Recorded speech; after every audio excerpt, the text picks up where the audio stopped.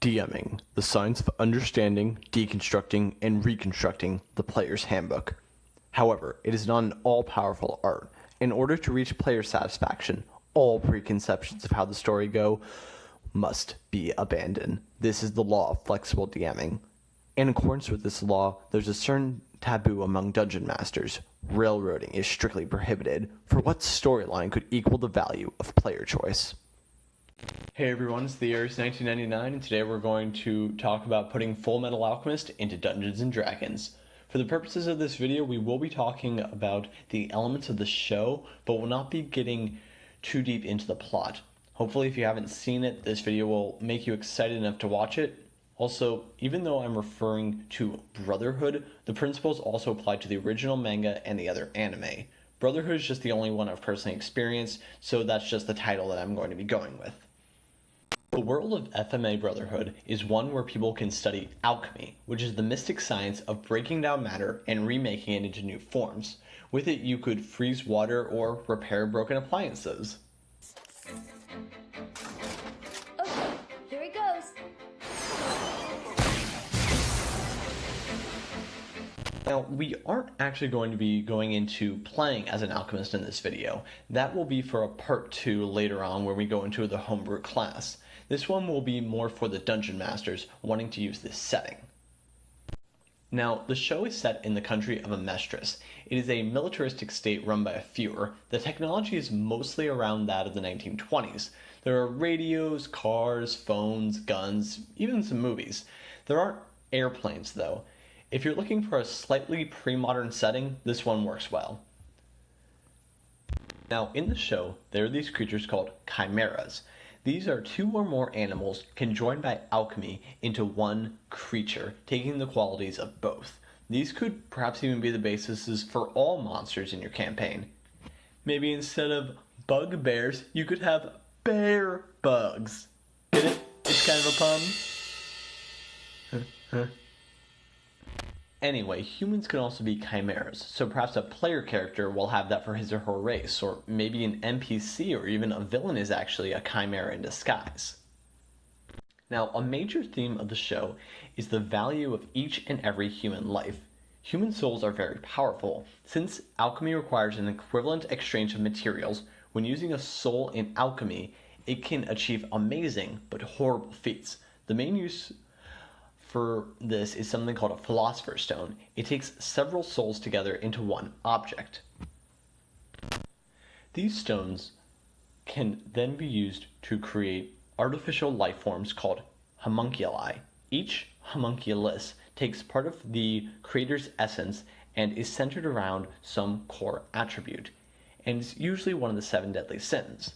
Now, per the Catechism of the Catholic Church, paragraph 1866, the 7 deadly sins are wrath, greed, envy, pride, gluttony, sloth, and lust.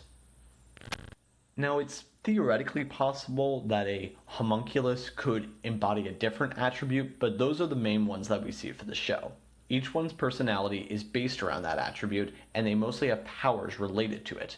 You could have these be the bosses of the campaign, where the party has to slay each one and then take on the creator as the final boss. So now I'm going to take those 7 sin homunculi and use D&D features to try to recreate them as characters for in-game creatures. Now, this is the part where we're probably going to most get into some of the spoilers, so maybe watch out. It's not going to be too much, but I don't know, heads up I guess. I'm also just providing an outline. You'll have to customize them yourself and apply for what level your characters are at. Some of these are pretty straightforward applications from the player's handbook and monster manual, but some are going to require a bit more creation on our part. First, we have Wrath, which could be a barbarian, no grand revelation there. Greed is mainly shown as a martial artist, so he could be a monk. Envy is a shapeshifter, so he could be a beefed up doppelganger. Just remember that he'll need more health and be able to deal more damage and such. Sloth could be a stone giant, but remember that's hard to get him motivated, but once he gets started, he's really good at getting things done. Now this one may be stretching it, but Pride could be a human that's able to morph into a beholder-like creature. Just keep in mind that he can't operate in total darkness. Now, with the last three, we're going to have to get a little more creative. First, we have Gluttony, who could be an aberration type monster. Its mouth could be a portal to a demiplane that may require a brief side quest to get out of. It would try to suck in the players, and they would have to make a perhaps dexterity or constitution saving throw to avoid being consumed. It also has a lot of teeth when its mouth's open, so I can imagine its bite doing like 10d4 piercing damage or something like that. Then there's Lust, who's effectively a siren. In Greek mythology, these were a sort of beautiful creature that would coax sailors into crashing their ships on the rocks and killing them. There isn't a siren creature in the monster manual, so instead I'm going to be dropping a link to the D&D wiki for a page on them. You'll probably want to give them more health and remove their flying ability. And who knows, perhaps because of her attractiveness, she could have some servants, working for her, some, minion-like monsters. For some other adventure hooks, maybe the players could end up joining the military. This would give them a good source for missions, of course, and maybe it could also give them access to more resources.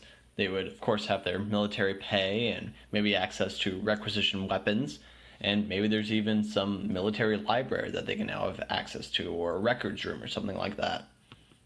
Alternatively, you could give them a chance to escort some alchemist research notes across the country. Then, you could have people try to steal it from them, like bandits. Or maybe if they decipher the research, they could find out that the alchemist was actually practicing some dark arts, and they'll have to decide whether they should complete the mission or just intercept the notes, or maybe keep the notes for themselves. In whatever course you take, I recommend you not getting too caught up in trying to recreate every aspect of Fullmetal Alchemist. Remember that this is still your world, and you're just using something else for inspiration. And I think that goes for any of my videos where I'm talking about, some other fandom and trying to incorporate it. Remember, it's still your D&D world. Just, looking for other cool stuff to make your world more fun for your players. And that's what it's ultimately about. Well, I hope you all liked this video. Sorry that it's been a while since my last upload. Lately, I guess I've just been feeling pretty uninspired for these videos, but I've also been working on another project. Right now, I am the Dungeon Master for an actual play 5e podcast known as Enter the Dungeon. I will be dropping links to it below. One of our players is actually playing an alchemist. We've been having a lot of fun, and we'd love for you to join us. And so, don't forget to like the video and tell me what you think down in the comments. I will hopefully upload another video soon. Have a great day, and God bless.